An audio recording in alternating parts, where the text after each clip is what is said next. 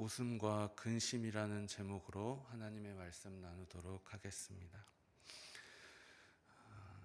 우리가 그 이삭이라는 아들이 아브라함과 사라에게 태어나기까지 사라에게 좀 초점을 맞춰서 한번 보면, 사라는 웃을 수 없는 상황에 놓여 있던 사람이었습니다.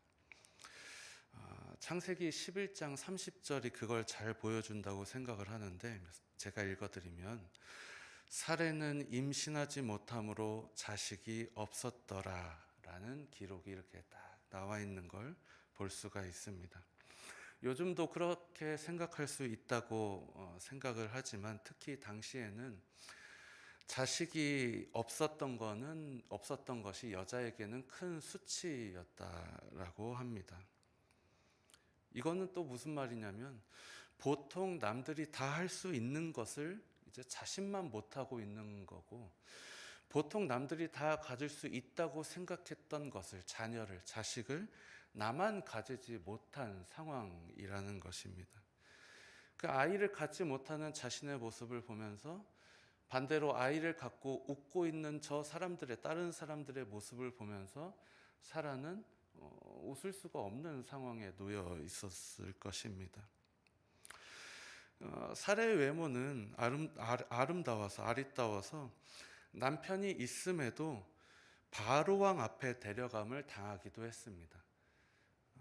그때 남편 아브라함은 사라한테 뭐라고 하라고 그랬습니까? 자기의 누이라고 하라고 자기 아내한테 그렇게 얘기를 했습니다. 남편에게서 잠시나마 아내의 길을 거절당한 겁니다. 또 물론 사라 자기가 그렇게 하자고 한 것이지만, 자기 여종 하갈이 임신하니까 어떤 일이 벌어집니까? 하갈 여종한테서 멸시당하는 일도 겪게 되고요. 이렇게 사라에게 초점을 맞춰서 오늘의 본문에 이르기까지 이렇게 보면, 사라는 좀 웃을 수 없는 상황, 그냥 마음이 평안하거나 남들이 다 누리는 거 나도 누리거나 이런 상황에 있었던 것이 아니라, 남들은 웃을 수 있는 상황에서도 자기는 웃지 못하고, 남들은 누릴 수 있는 것을 자기만 누리지 못하는 상황, 그리고 남편에게서도 잠시나마 그런 취급을 당하고, 또 자기의 여종에게도 그런 취급을 당했던 경험이 있는, 그러니까 웃을 거리가 좀 많지 않은, 거의 없는 그런 상황에 있었다는 것입니다.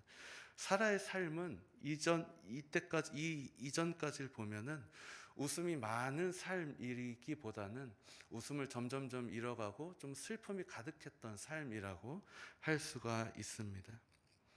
그러던 어느 날 하나님께서 정하신 때가 되어서 사라가 임신을 하게 됩니다. 오늘 본문 1절과 2절 말씀을 보시면, 1절부터 여호와께서 말씀하신 대로 사라를 돌보셨고 여호와께서 말씀하신 대로 사라에게 행하셨으므로 사라가 임신하고 하나님이 말씀하신 시기가 되어 노년의 아브라함에게 아들을 낳으니라고 합니다. 이 구절은 결국 사라가 누구를 낳았다는 것을 말해줍니까? 이삭을 낳았다라는 것을 말해줍니다. 그럼에도 성경이 사라가 이삭을 낳았다라고 이렇게 간결하게 얘기해 주지 않고, 말씀하신 대로 사라를 돌보셨고 말씀하신 대로 사라에게 행하셨으므로 하나님이 말씀하신 시기가 되어 라고 이렇게 하나님의 말씀을 가지고 사라가 이삭을 낳았다라는 것을 얘기해 주는 이유는, 사라가 이삭을 낳은 것은 사람의 능력이나 행동으로 된 것이 아니고 하나님의 말씀으로 된 것임을 얘기해 주는 것이라는 겁니다. 여러분, 웃음이 없던 사라에게 이렇게 하나님의 말씀이 이루어지니까 사라에게는 웃음이 생겨나는 겁니다. 6절 말씀 같이 읽어보겠습니다. 6절 시작. 사라가 이르되 하나님이 나를 웃게 하시니 듣는 자가 다 나와 함께 웃으리로다. 아멘. 이전까지 사라는 웃을 수가 없었습니다. 사라가 당한 일만 봐도 이건 도저히 웃을 수가 없는 상황들, 웃음이 점점 사라져가는 그런 상황에 사라가 있었는데요. 이제까지 사라가 겪어온 일들을 보면 사라는 웃을 수 없는 상황에 있었어요. 자식이 없는 것의 서러움, 남편에게서 내 아내라고 이렇게 당당한 말을 듣지 못했던 서러움, 여종에게 당했던 그 멸시에 대한 서러움, 이러한 일들은 전혀 사라를 웃게 할 수 없는 일들이었단 말입니다. 이런 일들을 하나하나씩 당하면서 사라의 얼굴에는 웃음기가 점점 살아갔던 것입니다. 그런데 6절을 보면 사라는 이렇게 고백을 해요. 하나님이 나를 웃게 하셨다. 이렇게 고백을 합니다. 내가 겪었던 일로는 전혀 웃을 수가 없지만 하나님이 나에게 행하신 일들로 말미암아서는 나는 웃을 수 있습니다. 이런 고백입니다. 여러분, 하나님께서도요, 하나님께서 우리에게도 이런 일들을 행해 주시기를 소원합니다. 땅의 것이 아니라 위의 것을 바라보면서 살아가야 되는 우리가 뭘 보고 웃을 수가 있겠습니까? 우리가 비록 땅의 것으로는 웃을 수 없을지라도 위에 계신 하나님께서 주시는 것으로는 웃을 수 있는 복이 우리 모두에게 있기를 다시 한번 소원합니다. 그러나 전도서 3장 4절 말씀 보면은 울 때가 있고 웃을 때가 있다라는 말씀이 있습니다. 웃음이 가득했던 사라의 얼굴에, 사라의 가정에 얼마 안 가서 근심이 생기게 되는데 9절과 11절 말씀을 보시겠습니다. 어떤 일이 일어났는지 9절, 사라가 본즉 아브라함의 아들 애굽 여인 하갈의 아들이 이삭을 놀리는지라. 그 다음에 11절로 가서 보시면 아브라함이 그의 아들로 말미암아 그 일이 매우 근심이 되었더니 라고 합니다. 이삭이 태어나서 웃음이 막 가득했었습니다. 큰 잔치를 열었는데요. 그 자리에서요, 이삭보다 먼저 태어난 이스마엘이 자기보다 어린 이삭을 막 놀리는 겁니다. 여러분, 아브라함 부부에게 이삭은 어떤 자식이겠습니까? 굳이 말씀을 안 드려도 이삭은 이 부부에게 너무나 귀한 자식입니다. 이스마엘이 아무리 먼저 태어났다고 하더라도 이 이삭은 약속을 25년 동안 기다려서 얻은 아들이란 말입니다. 어떻게 이 이삭이 이스마엘이 이삭보다 귀할 수가 있겠습니까? 이스마엘도 아들이긴 하지만 이 이삭과 어떻게 비교를 할 수가 있겠느냐는 말씀입니다. 아브라함은 어떻게 해야 됩니까? 이런 상황에 이제 막 이삭이 태어나서 사라의 얼굴에도 가정에도 막 기쁨이 넘쳐나는 웃음이 가득하게 되었는데 이스마엘이 이삭을 괴롭히는 광경을 눈으로 보고 근심이 생기게 된 상황에 놓이게 된 겁니다. 아브라함은 어떻게 해야 됩니까? 그리고 아브라함과 사라는 어떤 결정을 내려야 됩니까? 근심하고 있는 아브라함한테 하나님이 말씀하십니다. 12절 말씀 보시면 하나님이 아브라함에게 이르시되 내 아이나 내 여종으로 말미암아 근심하지 말고 사라가 내게 이른 말을 다 들으라. 자, 여기 보시기 바랍니다. 이삭에게서 나는 자라야 내 씨라 부를 것임이니라.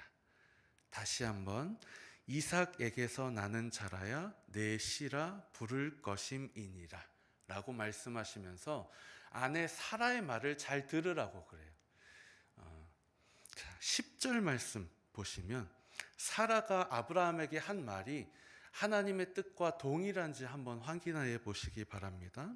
10절 그러니까 사라가 아브라함에게 이르되 이 여종과 그 아들을 내쫓으라. 자, 이 종의 아들은 내 아들 이삭과 함께 기업을 얻지 못하리라 하므로.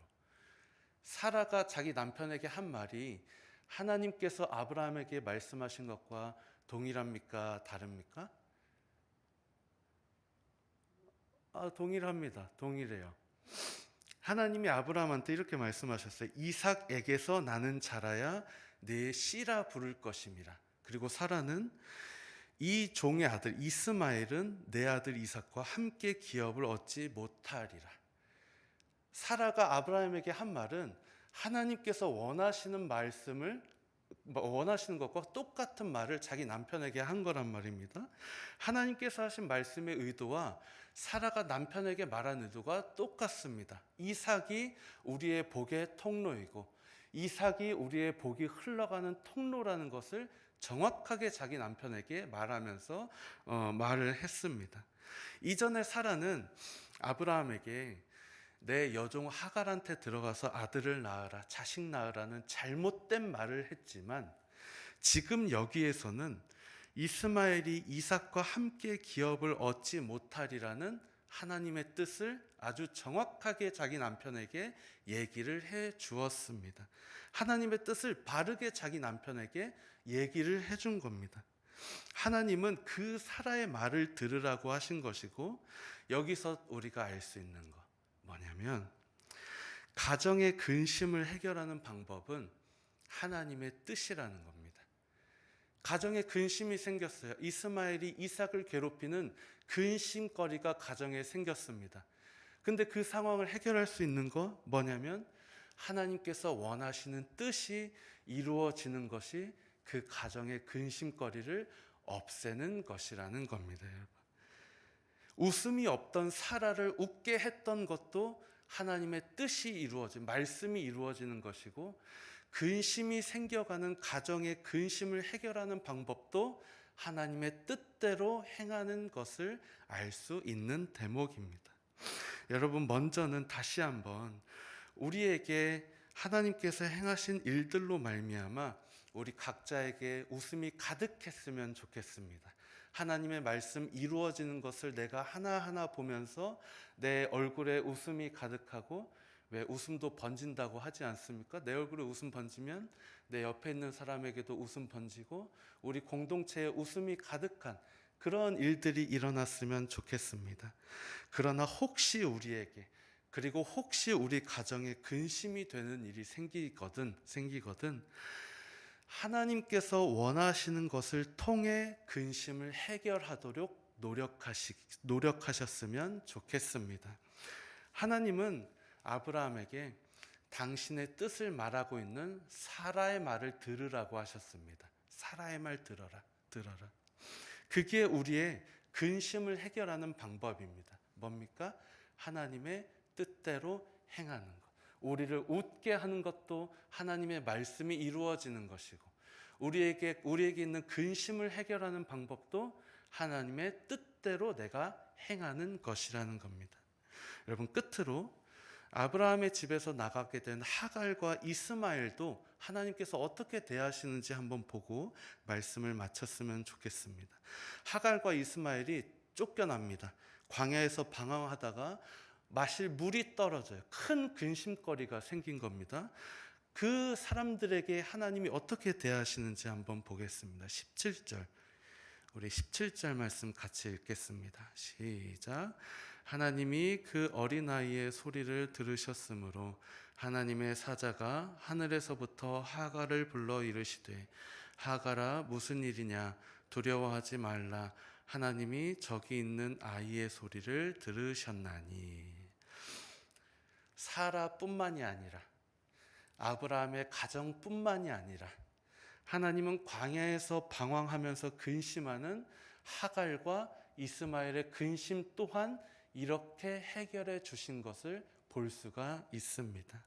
오늘 본문에 나오는 모든 사람들의 근심을 하나님께서 일일이 다 돌보셨다라는 겁니다. 사라의 근심도 돌보시고, 아브라함의 근심도 돌보시고, 하갈과 이스마엘의 근심도 돌보신 분은 누구십니까? 하나님이시라는 것을 알 수가 있습니다. 하나님은 근심을 돌보시는 분이라는 거 잘 알 수가 있지요.